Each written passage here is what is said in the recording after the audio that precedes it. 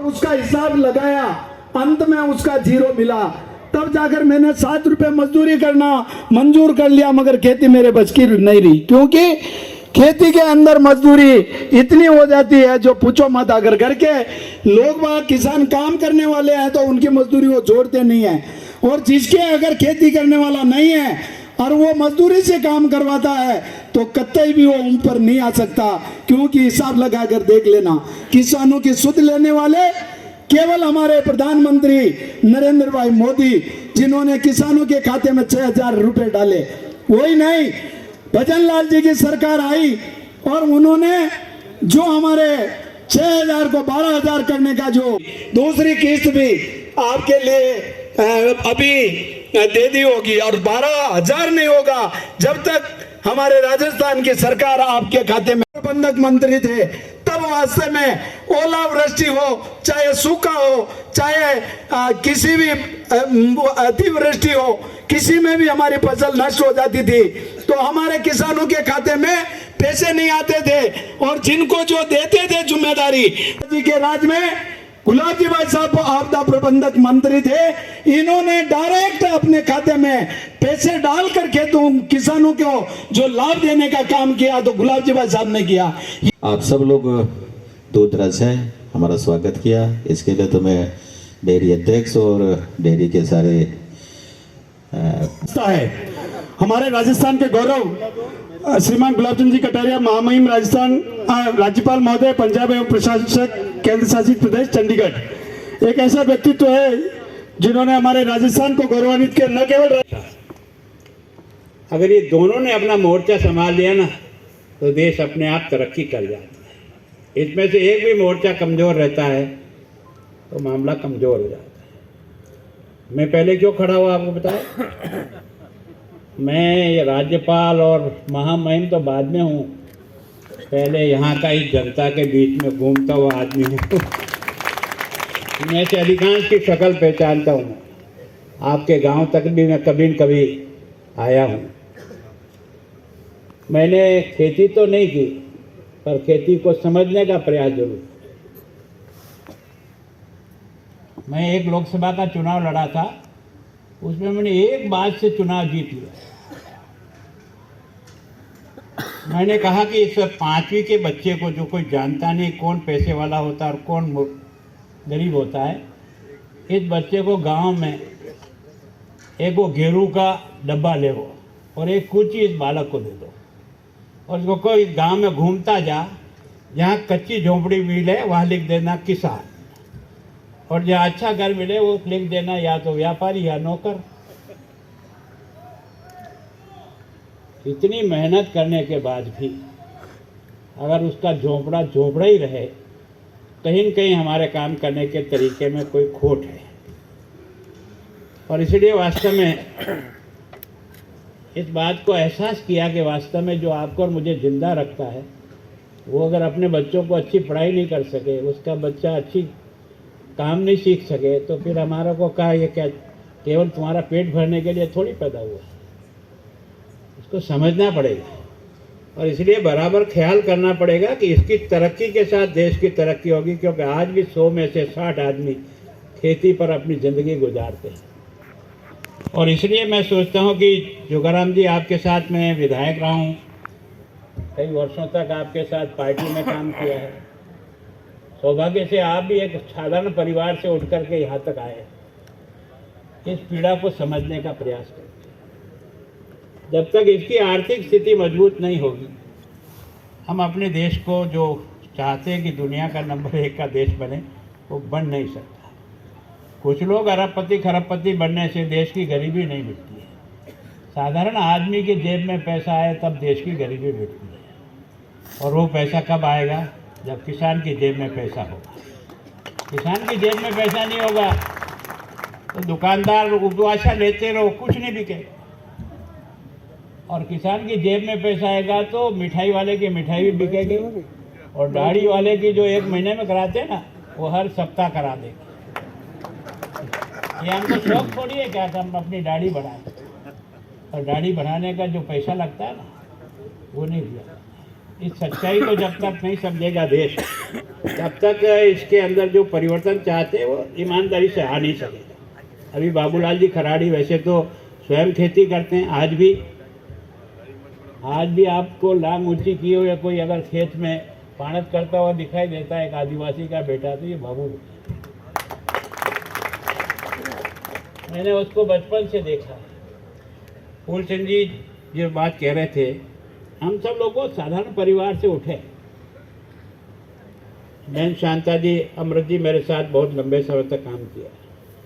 मैं सोचता हूँ वो दिन कहाँ होता था, रात कहाँ होती थी। ऐसा आदमी मुझे पहली बार कोई आदिवासी मिला जिसने अपनी मेहनत से अपनी पेट जमाई गाँव के अंदर।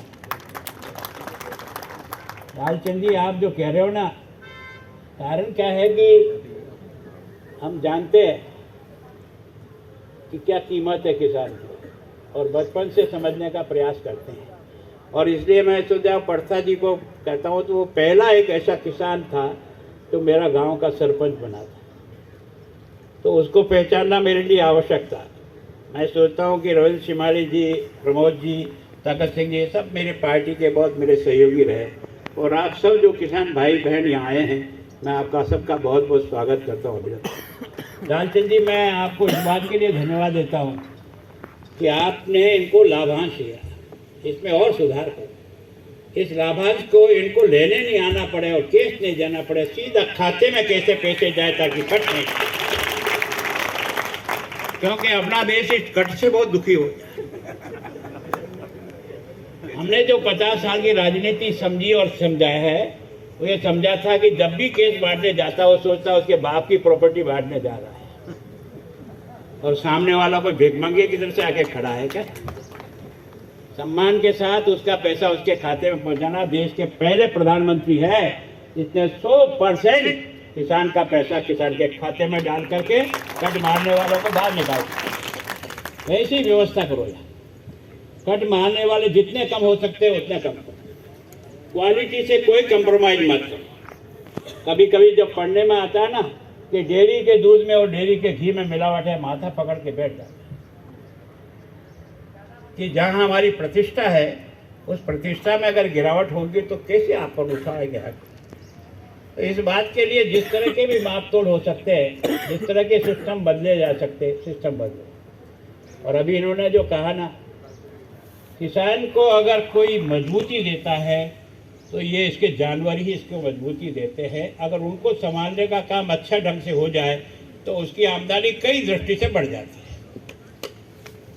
पहले गांव में मोतवीर आदमी वो मानते थे, हमारे यहाँ जात पात के हिसाब से गांव का मुखिया नहीं होता था, जिसके पास ज़्यादा जानवर होते थे जिसके घर में और जमीन होती थी वही गांव का पटेल कहलाता। कोई जात पात का नहीं था वो, भले किस जात का है। करो ना आप, क्या ऐसी समस्या है? नहीं हो तो कर्जा लेके बनाओ, लेकिन यहाँ अगली बार बजट में घोषणा करो आप, यहाँ 3 लाख लीटर की कैपेसिटी के सारा प्लांट नया लगेगा, ऑटोमेटिक लगेगा। नहीं हो तो उधार दो, कुछ हम चुकाएंगे कुछ आप चुकाना। और दूसरा, किसान के लिए, पशुधन के लिए पशु आहार सही ढंग से मिले।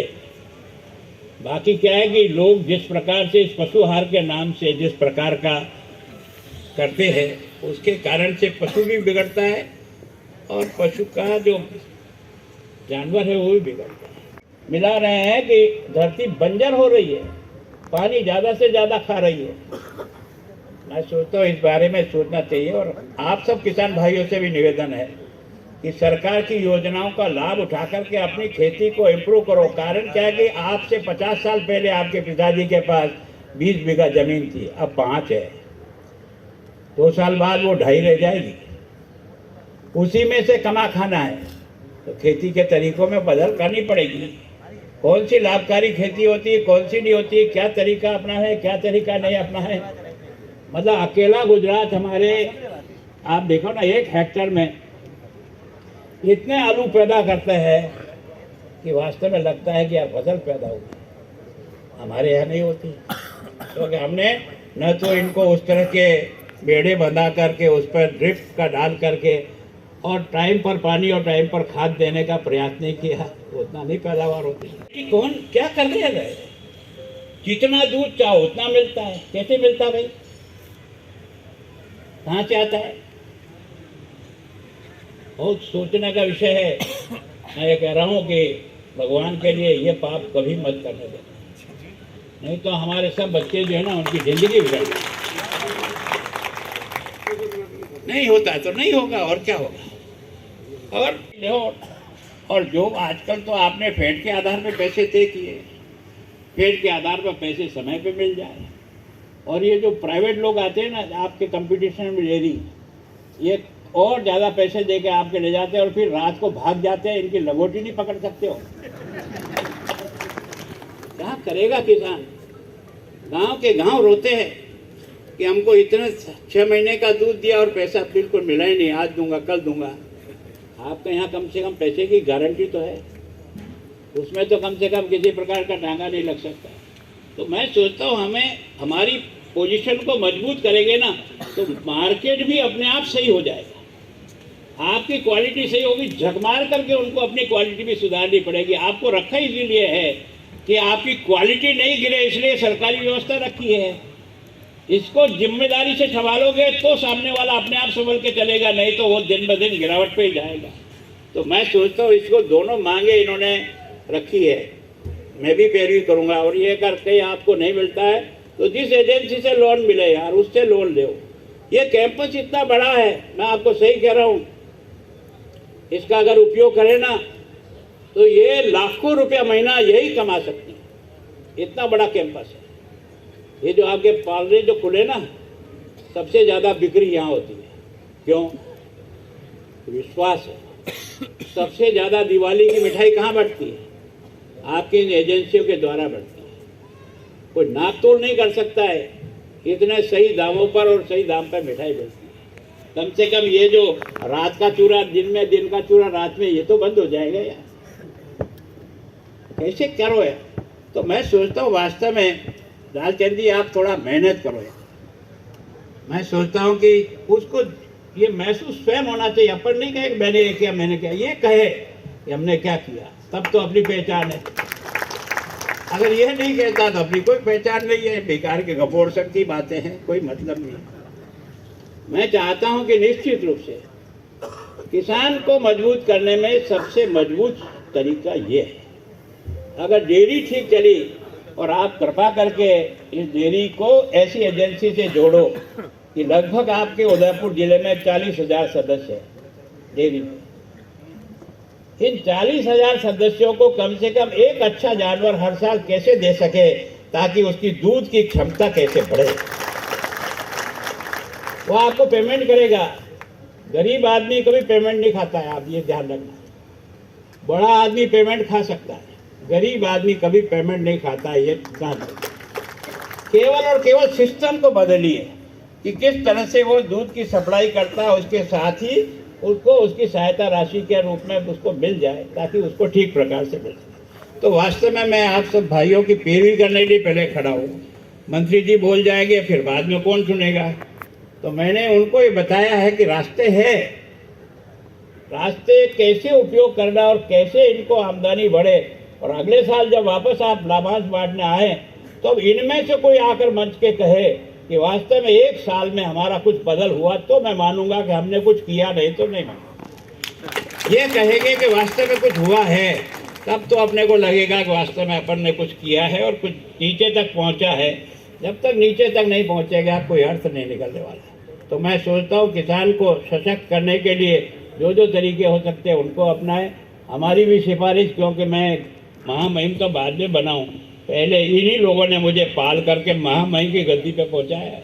मन के आजू बाजू है ये गंगा नहर की तरह से सर सब देता, ये फिर से बने, इतनी आपसे प्रार्थना करता हूँ।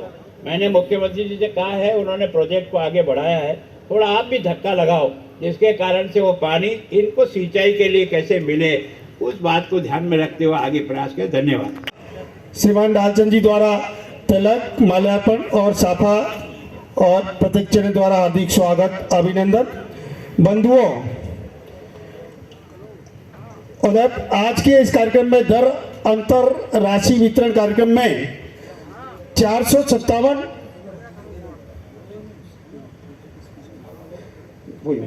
457 डेयरी को लाभान्वित किया जा रहा है। उसमें से कुछ 6 डेयरी का अपने समयाभाव के कारण इस मंच से ये दर अंतर वितरण राशि की जाएगी। उसके बाद में सभी को एक विधिवत अपनी डेयरी को राशि प्रदान की जाएगी। अब स्वागत के बाद में भारत माता की वंदे वंदे। आज उदयपुर दूध उत्पादक संघ के दर अंतर वितरण के इस कार्यक्रम में हमारे बीच में मंच पर विराजमान हम सबके मार्गदर्शक और जिनका सानिध्य हमें भी लंबे समय तक मिला और पूरे राजस्थान को भी मिला, मेवाड़ को भी मिला, और जिनके मार्गदर्शन में हमेशा राजस्थान आगे बढ़ा, चाहे वो विधायक के रूप में क्षेत्र की सेवा की हो, सांसद के रूप में सेवा की हो, मंत्री के रूप में सेवा की हो, विपक्ष में नेता प्रतिपक्ष के रूप में जिनका आशीर्वाद मुझे भी बार बार इनका मिला, आपके साथ रह करके मुझे कई अवसरों पर काम करने का भी मौका मिला, इनका आशीर्वाद भी मिलता रहा। और साहब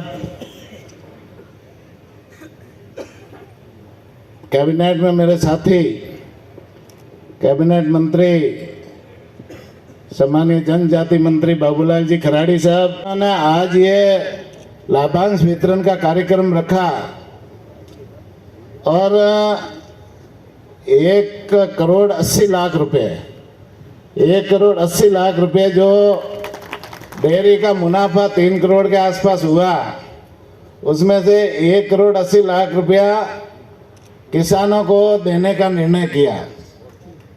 भाई डेयरी में भी हम सब सहभागी है, किसान भी, और वो पैसा डेयरी के उपयोग में लेते हैं, किसानों को उसका हक नहीं देते। लेकिन किसान हितैषी चेयरमैन है और आपने ये किसान के हित में निर्णय लिया कि जो अंतर राशि है वो किसानों को मिलनी चाहिए। तो आज 1,80,00,000 रुपया उन्होंने अंतर राशि वितरण करने का निर्णय लिया और आज डेयरी समितियों को उनके खाते में सीधा 1,80,00,000 रुपये उनके खाते में जाएगा और डेयरी समितियां किसानों के खाते में वो पैसा देगी। और आने वाले समय महामहिम ने जो हम सबको निर्देश दिया है कि ये पैसा सीधा किसानों के खाते में जाए, तो अगली बार चेयरमैन साहब और एमडी साहब इसको डीबीटी के माध्यम से, जो हम 5 रुपया डीबीटी के माध्यम से किसानों के खाते में सीधा डालते हैं, उसी तर्ज पर डीबीटी के माध्यम से ये किसानों के खाते में सीधा डालने की अगली बार से व्यवस्था करें। अभी तो ये समितियों के खाते में जाएगा और समितियां किसानों को देगी। वैसे डेयरी संघ उदयपुर में पहले कई वर्षों तक घाटा रहा, लेकिन चेयरमैन साहब ने आने के बाद में इस व्यवस्था को संभाला, एमडी साहब ने भी व्यवस्था को संभालना, और अभी जैसे लगातार परिश्रम करने के बाद में डेयरी में जो मुनाफा हुआ है, मैं इनको धन्यवाद देना चाहूँगा कि आप इसी तर्ज पर आगे भी काम करते रहे और इस डेयरी को और मुनाफे में लाए, जिससे डेयरी का भी फायदा और किसानों को भी फायदा होगा। भाई राजस्थान हमारा जो प्रदेश है वो पूरा किसान बाहुल्य प्रदेश है। 60 से 70% यहाँ किसान रहते हैं और उसमें पशुपालक भी साथ में है। किसान जिसके घर में खेती है उनके घर में पशु है, जिनके पशु है उनके खेती है। तो ये किसान और पशुपालक का मिला जुला काम है, आपको कोई तरह के रिस्क नहीं है। और हम लोग 5 रुपये, माननीय मुख्यमंत्री जी, जो मुख्यमंत्री संबल योजना है उसके मार्फत आपको 5 रुपये एक्स्ट्रा देते हैं। जो आपका फैट का पैसा मिलता है वो तो मिलता ही है, लेकिन 5 रुपये मुख्यमंत्री जी आप लोगों के खाते में 5 रुपये एक्स्ट्रा डालने का काम हमारी सरकार करती है। 120 टन। और जयपुर में तो स्थिति ऐसी थी कि लोग डेयरी दुग्ध संघ में वर्ष 2023-24 में सर्वाधिक दुग्ध संकलन ढीमड़ी दूध उत्पादक सहकारी समिति द्वारा किया गया और दरअंतर राशि भी उन्हें में सर्वाधिक 2,53,000 रुपये प्राप्त हुई है। तो उसका चेक और प्रमाण पत्र, सम्मान पत्र मैं महामहिम के हाथ से दिलाना चाहूँगा। कृपया सचिव और अध्यक्ष महोदय ढीमड़ी दुग्ध समिति पधारें और कर कमलों से राशि का और प्रमाण पत्र प्राप्त करें।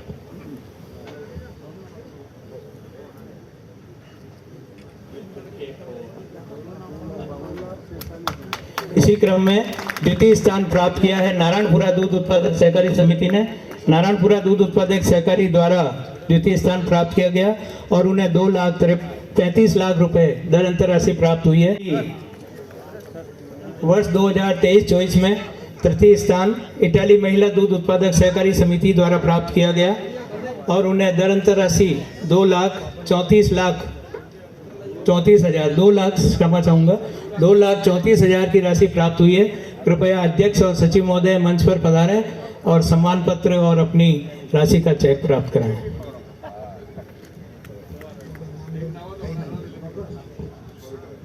योगदान के लिए प्रथम स्थान प्राप्त करने पर उन्हें सम्मानित किया जाना है। कृपया आप मंच पर पधारें और अपना सम्मान पत्र प्राप्त करें। सम्मान पत्र प्राप्त कराएं। ग्रामीण क्षेत्र में फतेहनगर डी जो बूथ है, एजेंट श्री प्रमोद कुमार जी अग्रवाल साहब ऊपर पधारें। ग्रामीण क्षेत्र में प्रथम स्थान प्राप्त करने के लिए आपको सम्मानित किया जा रहा है। उदयपुर दुग्ध संघ द्वारा कई कल्याणकारी योजनाएं निरंतर चलाई जा रही है। इनमें सरस लाडली योजना दुग्ध संघ में, दुग्ध संघ के कार्य क्षेत्र में जो भी दुग्ध समितियां कार्यरत है, वहां पर जो सदस्य होते हैं उनके परिवार में अगर प्रथम 2 पुत्री भव्य कुमार कुंवर अद्वास से सचिव महोदय ऊपर इसका उपयोग किया जा सके।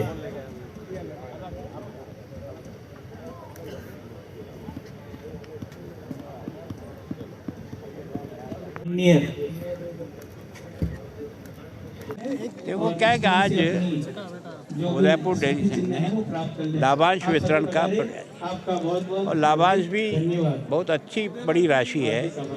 मैं सोचता हूँ 1,80,00,000 लाभांश जो है ना किसानों में बांट रहे हैं।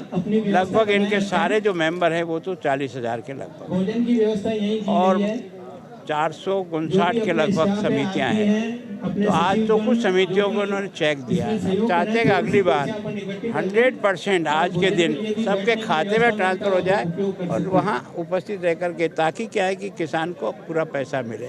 दूसरा क्या है कि यहाँ की कैपेसिटी बढ़ाने के लिए जैसा मंत्री जी का 3 लाख लीटर की करें, इन्होंने कहा हम अगले बजट में रखेंगे। तो मेरे हिसाब से मैं भी प्रयास करूँगा, ये भी करेंगे, निश्चित रूप से हो जाएगा।